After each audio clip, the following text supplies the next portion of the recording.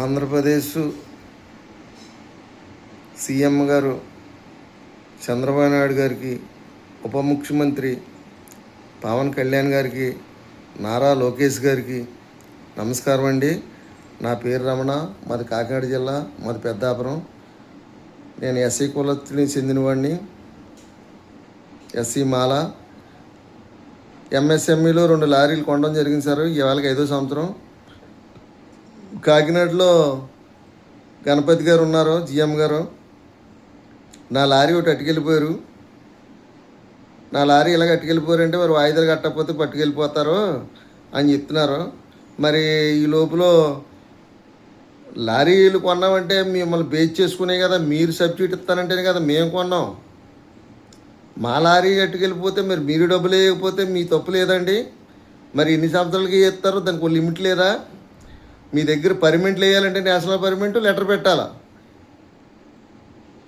ఇంకా break చేయించాలంటే letter పెట్టాలా.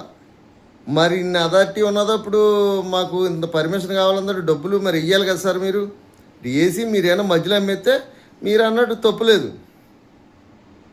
మరి మీరు వేయకపోవడం వల్ల మేము ఎంత లాస్ అయిపోయినా, మా ఇల్లులు పోని, పిల్లలు పెళ్లి చేయలేదు సారు. మేము మంగళగిరి వచ్చాము సారు, ఇంకెక్కడికి ఏపీఎస్కి వచ్చాము, సచివాలయంకి వచ్చాము, మంత్రులను అడిగాము, పాలకులు అందరిని అడిగాము సార్, నాయకులను అడిగాము, అధికారులను అడిగాము.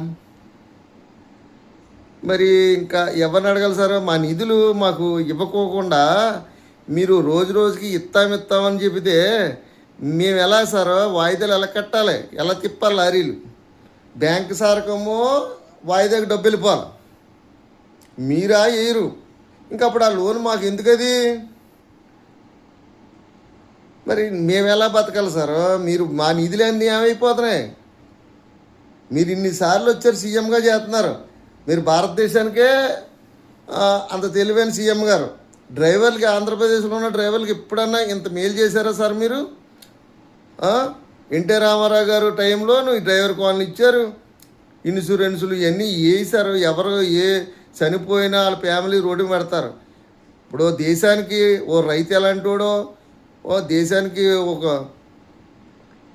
దేశానికి కాపలా ఉండి కాపలాదారుడు మిలిటరీ వాళ్ళు అలాగో దేశానికి లారీ వాళ్ళు కూడా ట్రాన్స్పోర్టింగ్ అన్ని రంగాల్లోనూ కూడా చేస్తారు. వీళ్ళు భార్య పిల్లల్ని వదిలేసి అన్ని రోడ్ల మీదకి వెళ్తారు, వస్తారు కూడా తెలియదు వాళ్ళు వెళ్తామే. కానీ అలాంటి పరిస్థితుల్లో మీ ప్రభుత్వంలో మీరు ఏం మేలు చేశారు సార్? ఒకడికి ఇన్సూరెన్స్ కూడా చేయట్లేదు. ఈ ఎస్సీ వాళ్ళు ముందర వాళ్ళు